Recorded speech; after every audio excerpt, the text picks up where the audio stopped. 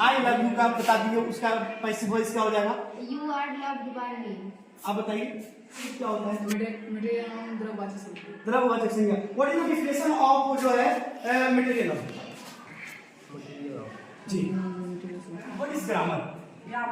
Grammar हम लोग बोलते हैं it is the base of English literature. Without grammar everything is impossible. Okay, it makes a sentence. Okay, and it is if we learn grammar. Ma'am आप बता दीजिए।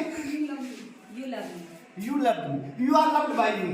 हाँ, नहीं आर नहीं लगेगा क्योंकि यहाँ पे कंटिन्यूअस अगर लेंगे 23 क्या ये जो रिवॉल्यूशन क्रिएट हुआ अक्टूबर से लेकर के और आगे जो भी होने वाला है, ये सारा क्रेडिट तो मैं के पाठक सर को ही दूंगी और उन्हीं की वजह से। तो चलिए आपको बता दें किस वक्त मेरी मौजूदगी जो है पकरी बरामा में है और एक स्कूल है, आप देख रहे होंगे उत्तरवी प्लस 2 उच्चतर माध्यमिक विद्यालय किशोरी में है।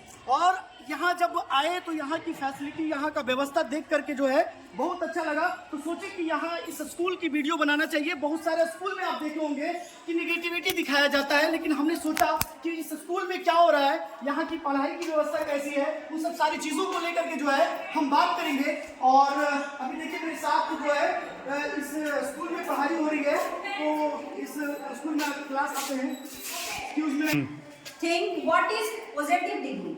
So positive degree it means an adjective word, कोई भी एडजेक्टिव वर्ड। एडजेक्टिव अभी मैं बीपीएससी तैयारी 2 से आई हूँ और मेरा जो सब्जेक्ट है वो इंग्लिश है और नाम मेरा पूजा पांडे हुआ।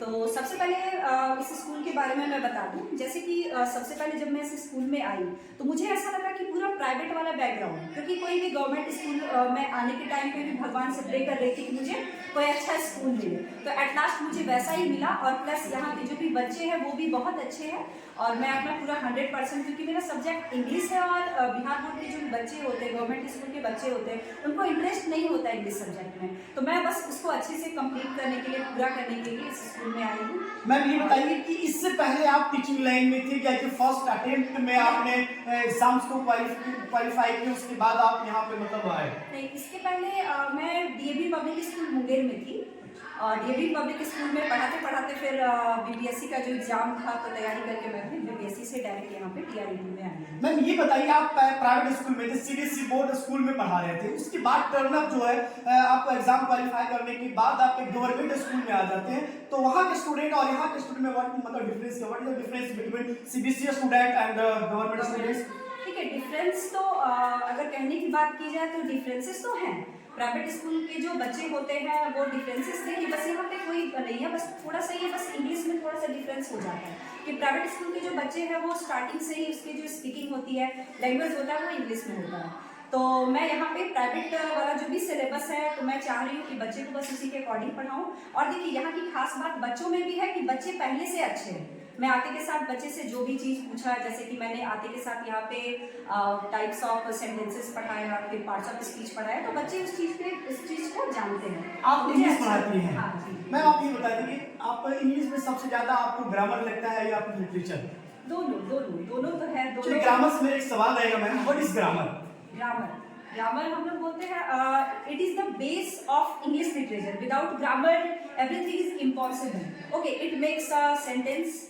Okay, and it is if we learn grammar then it's a very easy process to understand anything, है ना। मतलब हम लोग ग्रामर के प्रोसेस से हम लोग इंग्लिश को सीख सकते हैं। मैम ये आपका डिफिनेशन हो गया, लेकिन अगर बच्चों को समझाना हो तो उसको किस तरीके से समझाएंगे इसी डिफिनेशन को? बच्चे को मैं सबसे पहले देखिए ग्रामर के बारे में पढ़ाऊंगी कि पूरा जो इंग्लिश है वो ग्रामर पे टिका हुआ है, ये हमारा रूट है।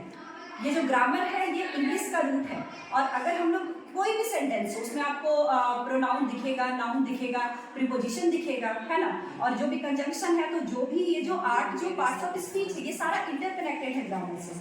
तो विदाउट उसके तो इम्पॉसिबल है इंग्लिश लैंग्वेज। और अगर लिटरेचर की बात की जाए तो जस्ट एक स्टोरी का फॉर्मेशन हो गया कि बच्चे उसको अच्छे से समझ पाएं, है ना। और थोड़ा सा लिटरेचर इसलिए हम लोग इंग्लिश में पढ़ाते हैं क्योंकि बच्चों को वो थोड़ा सा मतलब अच्छा लगता है, इंटरटेनिंग भी होता है और उसकी जो भी स्टोरीज होती है वो अलग अलग होती है। मैम नाउन तो पढ़े होंगे, नाउन में एक पार्ट आता है मतलब जो है आपको अबस्ट्रैक्ट नाउन। हाँ। अबस्ट्रैक्ट नाउन में हिंदी बता दिए उसको डिफरेंस। अच्छा, अगर बात की जाए अगर एब्स्ट्रैक्ट नाउन की, तो ये नाउन जो होता है सबसे पहले ये होता है फीलिंग से रिलेटेड। इमोशन से रिलेटेड। तो एब्स्ट्रैक्ट नाउन जो है वो किसी कोई भी फीलिंग्स है ना, जो आपके जैसे कि सैडनेस हो गया, हैप्पीनेस हो गया, है ना, Childhood लव हो गया। हो गया, चाइल्डहुड हो गया, यस, तो ये फीलिंग से रिलेटेड होता है एब्स्ट्रैक्ट नाउन, है ना।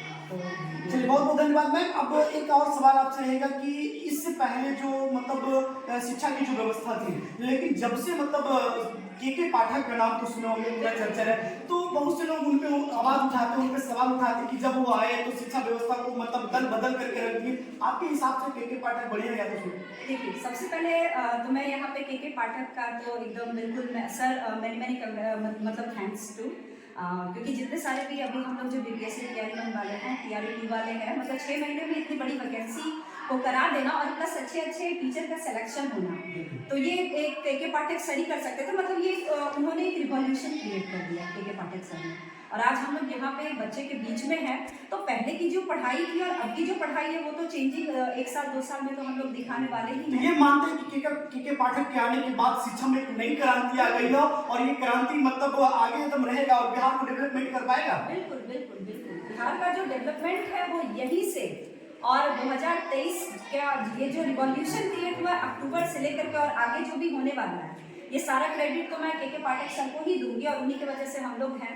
और जो भी टीचर है TRE1 के, TRE2 के आगे और जो आने वाली वैकेंसी है, तो इसमें जो भी टीचर होंगे नो डाउट अच्छे ही होंगे, और आगे हमारा जो बिहार गवर्नमेंट जो अभी तक जो नीचे जा रहा था वो धीरे धीरे इसका जो लेवल होगा वो इंक्रीज होगा। चलिए बहुत बहुत धन्यवाद। ये मैम थी जो इंग्लिश पढ़ाती है, बीपीएससी क्वालिफाई करके आए। तो चलिए इसी क्लास में बहुत सारे बच्चे हैं, हम कैमरा पर्सन से कहेंगे तो दिखाइए बच्चों लोगों को, इनसे कुछ सवाल हो जाएगा।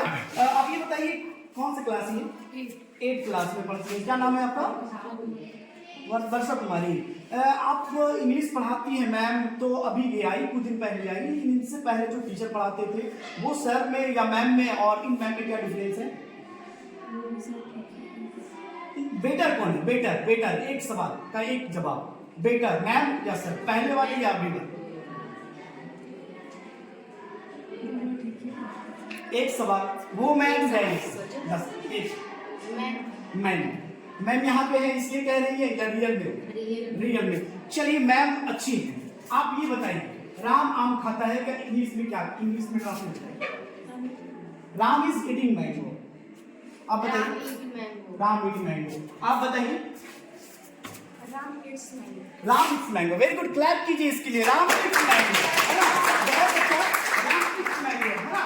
चलिए और भी बहुत सारे ये बोलते हैं ना कि लड़कियां जो है लड़कों से कम नहीं है, तो अब ये देखना है कि वाकई में लड़कियां लड़कों से कम होती है या लड़के भी अभी भी मतलब लड़कियों से ज्यादा होते हैं। क्या नाम है आपका?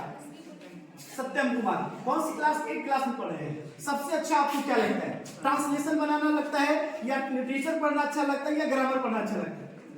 ग्रामर अच्छा लगता है। तो चलिए आप ये बताइए टाइप्स ऑफ नाउन बता दीजिए।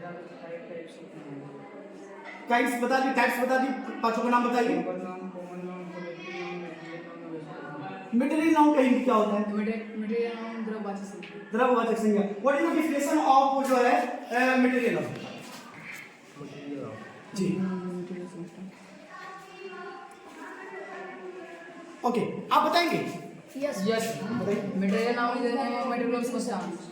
Okay very good. आप नाउन में दो चीज और आता है, एक कंटेबल नाउन आता है, अनकंटेबल नाउन आता है। अनकंटेबल नाउन का मतलब क्या होता है? जिसको हम गिन नहीं सकते। Very good. ये देखिए लोग आए दिन जो है ना सरकारी स्कूलों में ये सवाल खड़ा करता है कि सारी सरकारी स्कूलों में पढ़ाई नहीं होती, लेकिन आप देख सकते हैं जिस तरह से के पाठक ने शिक्षा में एक नई क्रांति लाई है, उसके बाद जो है बीपीएससी लेवल पे एग्जाम लेने के बाद जो टीचर क्वालिफाई करने के बाद जब वो आते हैं तो इसी तरह से जो है ना शिक्षा में क्रांति ला करके स्कूल की जो व्यवस्था होती है, जो स्कूल की विद्यार्थी होती है, उसके जो भविष्य सुधारने का काम करते हैं। तो और वो सारी लड़कियां है। क्या नाम है आपका?